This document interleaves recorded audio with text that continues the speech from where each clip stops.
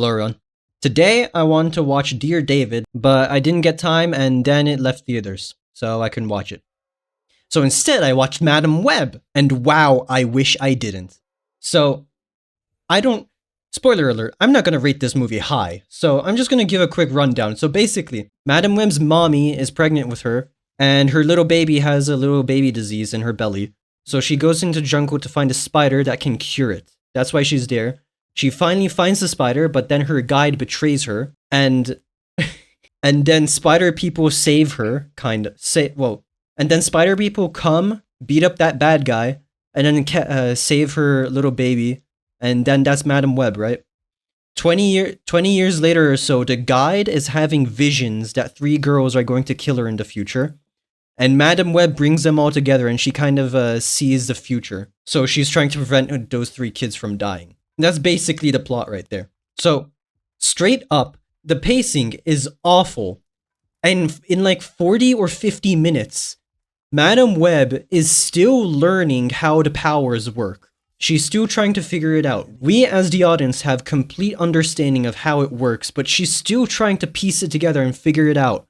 And then, at some points, the pacing comes to an abrupt halt and just crawls and inches. It doesn't pick up at all throughout the movie. Half an hour passes, 40-50 minutes passes. Nearly at the end of the second act, we're still learning things. Or Dakota Johnson, Madam Web, what was her name? I can't remember. Is learning stuff. And we have to just watch her as she slowly and excruciatingly learns how her powers work.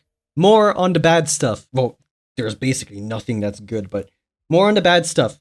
The writing is so bad too.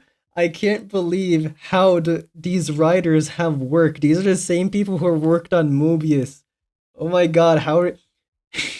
Nobody's talking naturally, and even if there were good actors, let's get to that too in a moment. No, they couldn't do anything with this script. The dialogue is very predictable, honestly, and unnatural. You know, like, by predictable, I mean, you know how there are rules in writing, like, if you're going to do something later, you should mention it now. It's so obvious that it's saying things for later, for the audience, and, like, you know, the illusion that this is supposed to be real, like, you know, our suspension of disbelief is, like, broken through the writing even. I swear at some point, even not just talking about dialogue here, Dakota Johnson, so she's an EMT, right? She teaches the girls how to do CPR, and I swore to God, why on earth would they be doing this? Is this going to come together later? And yes, in the end, it comes back, and the girls do CPR all together, and they're working as a team together, right? And do CPR. More with the dialogue in it being really predictable too. At the end, Madam Web is like fully like a superhero now. Like she sees all of the timelines or whatever. And one of the things that happens at the end, which is so cliche, obvious, predictable, she says "bless you" to a girl, and then she's like, "What?" And then she sneezes because she sees into the future. I mean, come on. So, all the actors, there's basically no good actors in the movie. The only good people acting are kind of Sydney Sweeney, and then extras who are just like doing whatever job. It doesn't really matter. They're just extras. They're not bad, but anyone else isn't good. Sam, what's his name? I can't remember. From Parks and Rec. He does a good job. He's not doing bad. And the other characters though are like excluding Sydney Sweeney. There's like 4 other characters. The 3 girls. Well, Sydney's one of them. So 2 girls. Madam Web. And then our bad guy. And also... oh my god, I forgot about that. The bad guy has like a girl in the chair. And what's kind of incredible about this movie is that it honestly has messaging. It has messages it tries to enforce. One of the things was talking about the NSA and how... You remember in Dark Knight when Fox got control of like surveillance and he's like, dude, this is bad. They did that same thing. Anyway, the acting isn't good, except for like basically Sydney Sweeney and then the guy from Parks and Rec and then extras.